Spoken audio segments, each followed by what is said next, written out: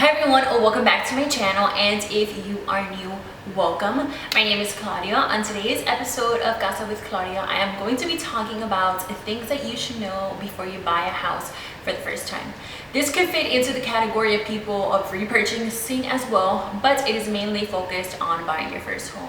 I know my friends will be super grateful for this video because I get so many questions on it, and I know that they don't teach us these things at school, so I'm here to do you the honors. So yeah, with that being said, let's just go ahead and get started.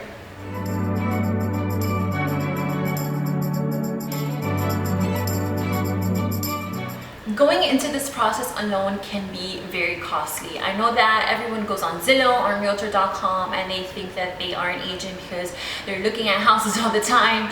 But when it comes down to the negotiating, when it comes down to the contracts, there's certain things that you may not know, and you may have a family member guiding you, but they also do not know exactly all the details because they don't work in this profession. So working with an agent, someone that you trust, is super beneficial when you're buying your house by yourself. So let's say, for example, if one of my friends wants to go ahead and purchase a home with me, I will guide them and protect them 200% to the best of my ability, because I know that this is their first time doing this. So I will give them the best team to work with, and I just want them to have the best and smoothest experience as possible. Something else that I've mentioned before is that when you are a buyer, whether first time or not first time, you do not need to pay the agent for purchasing a home. You do not have to pay them. You just work with them and they help you throughout this whole process, but zero money comes out of your pocket to the agent. Second thing is that saving up for just the down payment is not enough. It is not going to cut it. Obviously, you have other closing costs and fees that you need to pay at the closing table, but you need to pay for things such as your furniture, maintenance, utilities, anything that may come up in the house. And if you have family members gifting you things, well, then you're in luck. But at the end of the day, you're going to make the house to your taste, and little by little, it's going to add up. Trust me. And we also live in Florida, so depending on the time that you move in, we have hurricanes, fence may come down, something may happen to the roof. So just depending, and you need to keep so many other things in mind and not just saving up for the down payment. Trust me, you will regret it later if you don't save up more than just for the down payment. Third thing is that you do not need to give a 20% down payment. So this is such a bad misconception that people have, and a lot of my friends ask me, how much is the down payment for this house?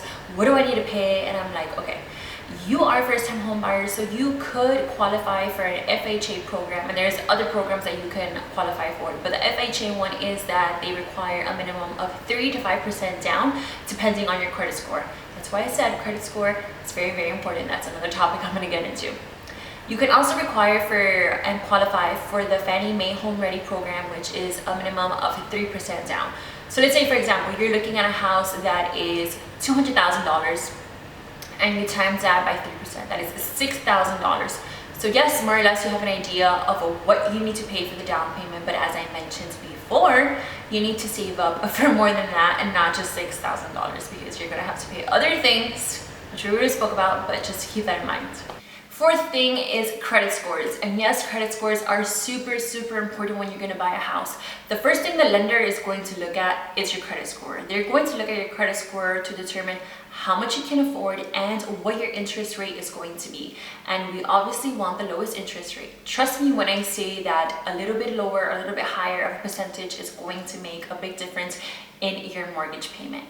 There's honestly no way that your credit score is going to change overnight. It's going to take time. So if you know that your credit needs help or a little bit of boost, make sure that you pay your stuff on time. Do not pay your stuff on time. Pay your stuff before the due date so that the company or whatever you're paying your credit on knows that you are responsible and you have a positive history. I've been taught that ever since I was young, you need to have good credit and you need to have a positive record as well.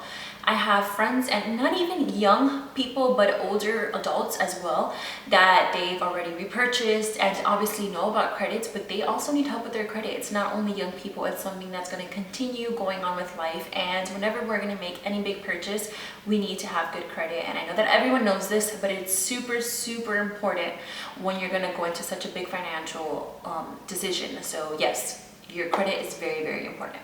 Also, you can be protected with contingency clauses. Some people don't know what contingencies are. So basically what that is if this, then what?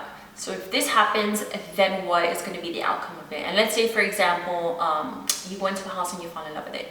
And from at first glance, the house looks perfect. It doesn't need any work in it, no repairs, everything looks perfectly fine. But if you have written in your contract, just in case something does come up, because this may be an older home, your agent can write in the contract a home inspection contingency that states, okay, if something does come up during the inspection process, either A, I can back out completely of this deal, contract is over, like completely zero zip, or B, you can negotiate with the seller and they can pay for the repairs, you pay half, or whatever the negotiation may be, but you are protected.